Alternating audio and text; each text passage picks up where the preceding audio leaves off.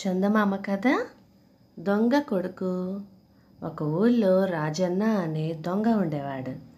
అతని పేరు చెబితే ఆ ప్రాంతాలందరికీ హడలు. అతను తలుచుకుంటే నిర్దాక్షిణ్యంగా ప్రాణాలు తీయగలడు. అతను తమ జోలికి రాకుండా ఉండడం కోసం గొప్ప గొప్ప ధనవంతులు అతనికి పెద్ద పెద్ద మొత్తాల్లో ధనం ఇచ్చేవాళ్ళు. రాజన్న ఈ విధంగా అంతులేని బంగారం కూడబెట్టాడు. అతనికి భీమన్న అనే కొడుకున్నాడు. భీమన్న తండ్రిని మించిన గుండెబలం కలవాడు. తన కొడుక్కి 16 ఏళ్ళు నిండగానే రాజన్న అతడికి చోర విద్యలు బోధించాడు. తన కొడుకు తనను మించిన గజదొంగ అవుతాడని రాజన్న గర్వపడేవాడు. ఒకరోజు రాజన్న దొంగతనానికి బయలుదేరుతూ తన వెంట రమ్మన్నాడు. అయితే భీమన్నకు తన తండ్రి వృత్తి అసహ్యం అనిపించింది. అతను తండ్రితో ఆ మాటే అంటూ, నీలా దొంగతనాలు చేస్తూ చీకటి బ్రతుకు బ్రతకటం నాకు ఇష్టం లేదు. అయినా కావలసినంత సంపాదించావు, ఇంకా దేనికి? ఈ వృత్తికి స్వస్తి చెప్పేయి అన్నాడు. ఈ మాటలు విని రాజన్న అదిరిపడి, ఛీ, వట్టి చావటదద్దమ్మలాగున్నావు. నేను దొంగతనాలు చేస్తున్నది తిండికి లేక కాదు. ఇది మన తాతల నాటి నుంచి వస్తున్న వృత్తి. చాలామంది మెచ్చని వృత్తులు ఎన్నో ఉన్నాయి. వాటిలో ఇదొకటి. ఒకప్పుడు మా తాత పేరు చెప్తే ఇనప్పెట్టెలే గజగజలాడేవి. నా కడుపున పుట్టి ఇలా పిరికి మాటలు మాట్లాడడం నేను సహించను. జానిడు పొట్ట నిండడానికి బారెడు కష్టం చేయాలి.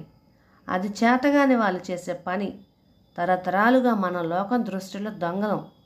ఇప్పుడు అకస్మాత్తుగా మంచివాళ్ళం అయిపోయామంటే మనల్ని చూసి అందరూ నవ్వుతారు అన్నాడు. దానికి భీమన్న, నీ వంశమంతా శాశ్వతంగా దొంగ వృత్తిలోనే నిలిచిపోవాలనుకుంటే అంతకన్నా తెలివి తక్కువ ఉండదు. ఈ వృత్తి ఎల్లప్పుడూ అలాగే ఉండదు, దెబ్బతింటుంది. రోజులు మారిపోతున్నాయి అన్నాడు. భీమన్నకు తండ్రిని మార్చే మార్గం తట్టలేదు. అతను ఇల్లు వదిలిపెట్టి స్వశక్తితో బతక యత్నించాడు.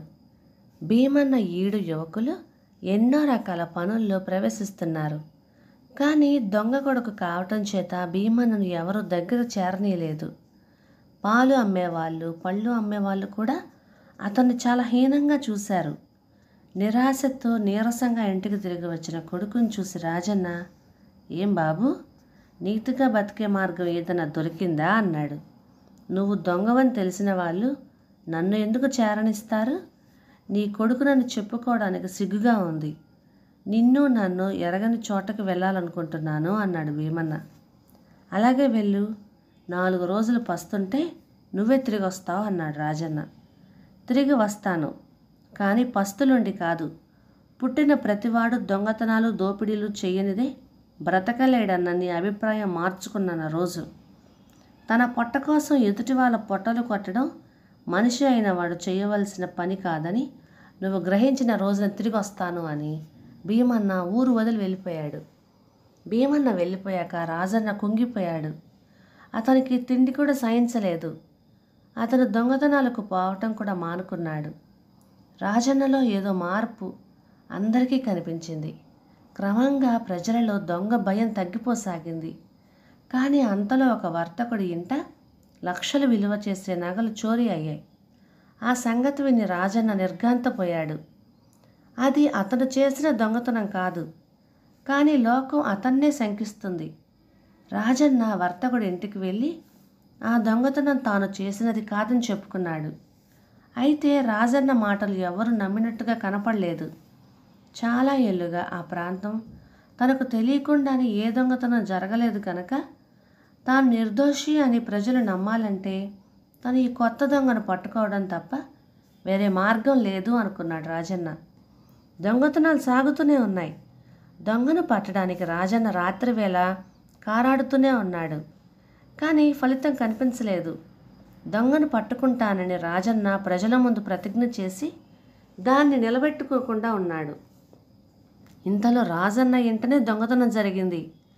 దొంగను పట్టడానికి రాజన్న బయట తిరుగుతున్న సమయంలో దొంగ అతని ఇంట ప్రవేశించి పూర్తిగా ఇల్లు దోచుకుపోయాడు. ఈ సంగతి తెలిసి రాజన్న ఇంటికి పరిగెత్తిపోయి తన భార్య చేతులు కాళ్ళు కట్టుపడేసి ఉండడం చూశాడు. రాజన్న దొంగతనాలు చేసి ఎన్నో ఏళ్ళుగా కూడబెట్టిందంతా పోయింది. ఒక్క దెబ్బన రాజన్న బికారైపోయాడు.